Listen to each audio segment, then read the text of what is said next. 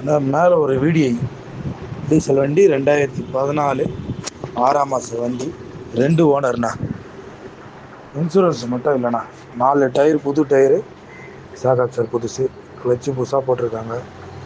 4 brake pad, caliper, oil service, touch set, reverse camera எல்லாம் போட்டிருக்குதுண்ணா.